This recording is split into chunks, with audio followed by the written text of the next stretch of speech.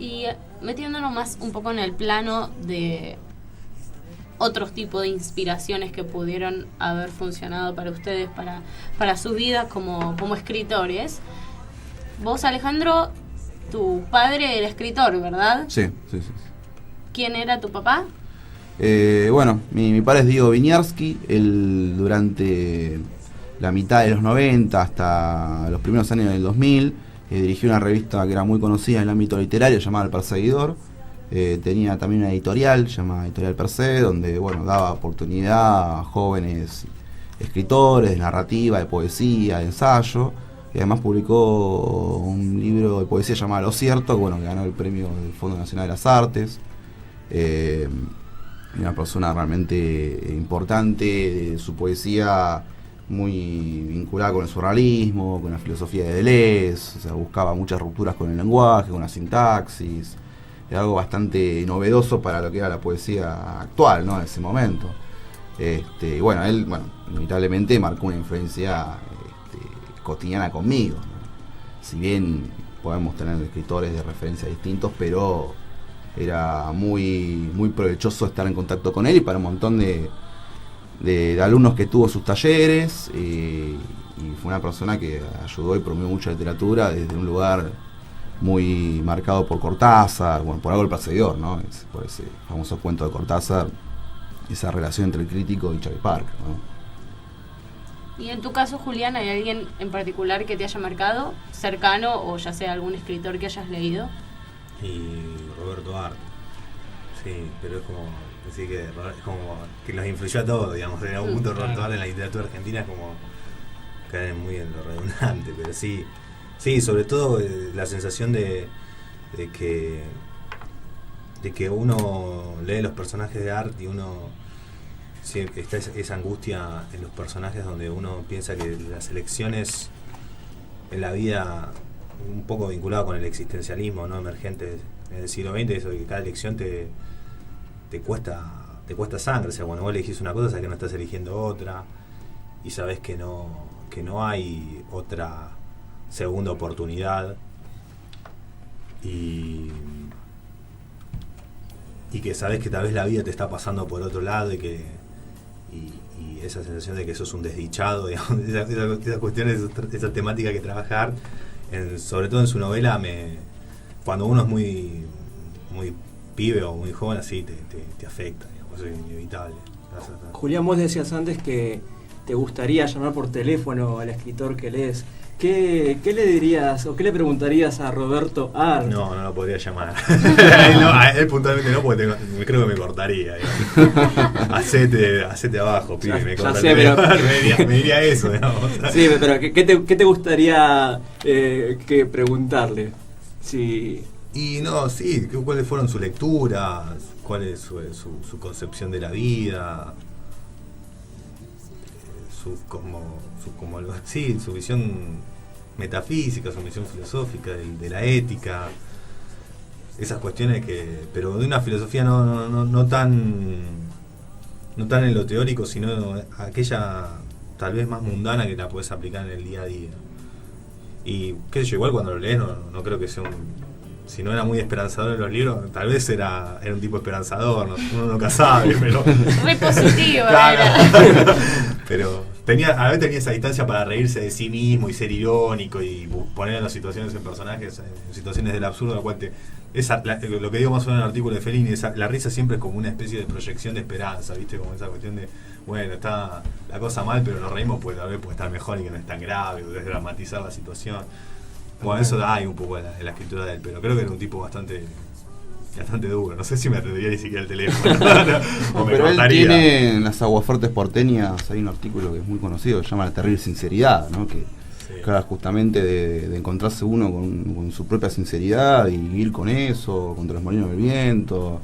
Como que las Aguafuertes porteñas como abre un espacio donde nadie puede caer un pesimismo en él, sino una voluntad de poder como... Sí, puede ser. Puede ser. Pero sí, yo imagino que no nos va a dar pelota. Si no, y vos, Alejandro, ¿a quién te hubiera gustado llamar? ¿A quién te gustaría llamar? ¿Qué escritor? ¿A quién me hubiera gustado? Y Roberto Al, yo sé que quisiera llamarlo, pero lo llamaría, le contaría cosas personales, ¿no? Casi como un terapeuta. Para que escribe las aguas fuertes. Claro, que me llamó para contarle, nada, bueno, estoy con tal mujer, me va mal en el trabajo por esto, sí. Odio la clase media como vos, o sea, estaría... En ese vínculo de... Sería una relación más de amigos, de amistad. Sí, totalmente, digamos, totalmente. Sí, sería un intercambio literario, por supuesto, pero creo que es alguien que puede exceder. Y otro para que te gustaría, como para... ya sé que comparten el gusto por Roberto Art, pero otro para... Y otro... Para decir. Y a mí me gustan mucho los escritores sufridos, tipo Kafka, para poder hablar, digamos. ¿Qué le preguntarías, qué le dirías a Kafka? ¿Cómo hace para aguantar tantas horas en el trabajo de banco, digamos? Y hace hasta la noche y se pone a escribir hasta las 2, de las 3 de la madrugada. ¿Y cómo hace para vivir así? ¿Cómo haces? O sea, ¿cómo haces? Se transforma en cucaracha. Porque es muy difícil la vida que él tuvo y cómo pudo mantener eso, ¿no? Porque uno en una rutina diaria, un trabajo, un horario...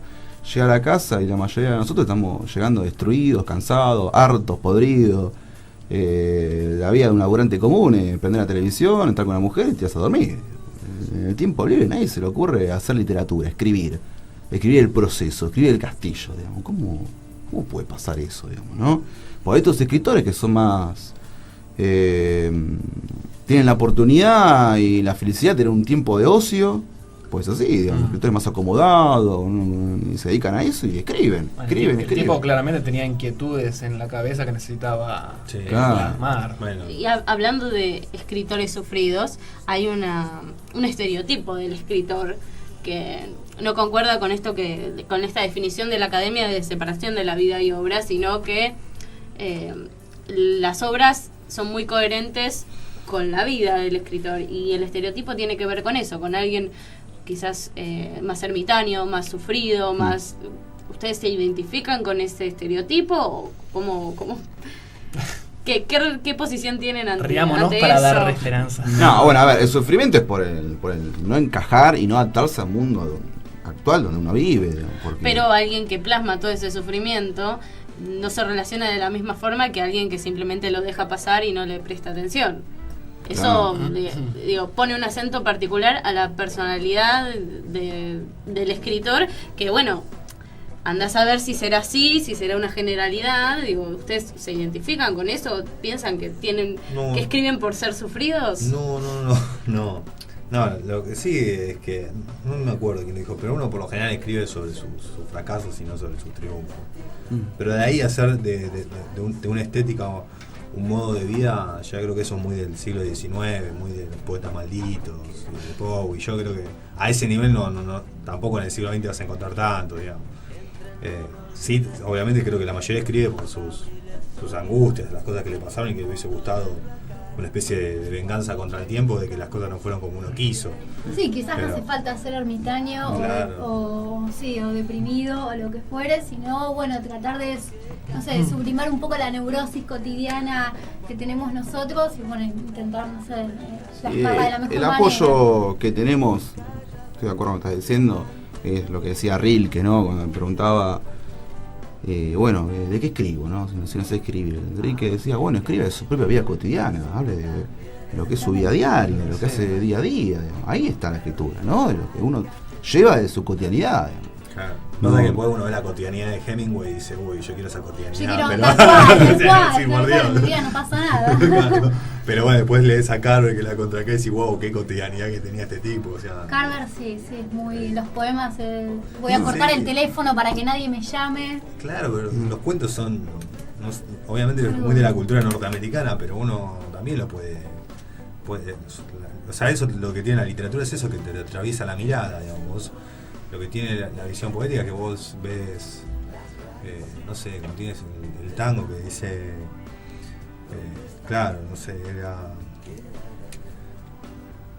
o como una visión medio panteísta de las cosas, como la naturaleza le hablan los poetas. Eso es muy raro, porque hay como una cuestión de decir, puede haber escritores ateos, pero también hay cuestiones con la poesía que tiene como una relación medio con la religiosidad, que es muy rara, digamos. Y eso es una forma de que uno puede ver un hecho cotidiano que tal vez lo ve atravesado por el hábito y agarra un libro y después ve una situación familiar, una situación de ruptura, una situación de conflicto, lo ve de otra manera. Vaya a ser me costaría a mí definir qué es la poesía, pero eso es lo que tiene la literatura. Por eso, pensando en Carver, digamos, eso que es un tipo que trabaja la cotidianidad de la clase media baja norteamericana, totalmente qué sé yo, erosionada en torno a lo que era la esperanza del sueño americano.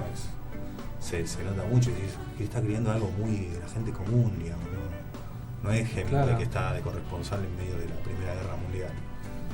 Tremendo. Volviendo un poco a lo que les preguntaba Carlos, esto de a qué escritor llamarían, me hizo acordar cuando yo estaba en la escuela de periodismo, que tenía 2 profesores de radio que eran ultra fanáticos de Eduardo Galeano, y decidieron un día llamarlo con lo que dicen un poco de ustedes, sin la esperanza de si los iba a atender o no. Los atendió, le pidieron un día para entrevistarlo. Dice que el tipo les dijo tal día, a tal hora, en tal lugar, y faltaban, como si yo te dijera, 4 meses. Entonces los tipos quedaron con eso, bueno, a los 4 meses fueron diciendo, no sé si va a venir o no, y el tipo estaba ahí sentado esperándolos y hizo la nota. Dios. Entonces, no sé, un poco para contarles eso y de paso preguntarles, porque a mí también Galeano es un escritor que me gusta mucho, a ver qué les parecía a ustedes como escritor, porque supongo, ¿no?, que lo habrán leído. No, yo ¿No lo leíste? No lo leí. Sí, bueno, yo lo rescato de su compromiso social y político, ¿no? A lo largo de todas estas últimas décadas. ¿Eso significa que no te gusta cómo escribe? Que no es una estética que a mí me interesa, la verdad, ¿no? Es una estética claramente distinta a la que, por lo que contaron, trabajan. Sí, está más vinculado al realismo. Nosotros, o por lo menos yo, estoy más nutrido buscando estéticas también en mi poesía y en los libros y los autores, escritores que leo, con estéticas más de ruptura, ¿no? El surrealismo, el neobarroco, ¿sí? O sea, se puede comunicar y se puede hablar de la realidad norteamericana, pero desde otro lenguaje, ¿no? Desde otra estética, desde otra forma de decir las cosas, ¿no? Donde no quede anclado literatura algo que va sucediendo, de contar explícitamente la realidad, ¿no? Pero lo respeto mucho. Saben que sí, hablando de eso, hay un libro que se llama el libro Las venas abiertas de América Latina. Claro, ¿no? A mí me pasó que no es una cuestión de decir que no. Yo sé que en su momento hizo una revista muy importante en el periodismo en los 70, que ahora yo no me acuerdo si se llamaba, que ahora se volvió a salir, pero bajo otra dirección. No, lo que pasa es que es la angustia del lector, digamos. Uno en la vida sabe que entre tantas cosas en las cuales uno tiene que elegir y no, hay un montón de libros que uno tiene en su lista y sabe que no le va a alcanzar la vida para leerlas a todas. Y bueno, uno ve mucho en la carrera de letras que pasa eso, que hay gente que se especializa en un autor. Y en mi paso efímero por la carrera a mí me pasaba decir, si yo me especializo en un autor, ¿cuántos autores me voy a perder, digamos? Entonces, yo sé, Galeano es una deuda, pero tengo también, dentro de Galeano, tengo un montón de autores que a mí me gustaría leer y que no he tenido la suerte de leerlos todavía. No, yo lo comentaba porque además tengo la empatía, porque además es un escritor muy futbolero. Claro.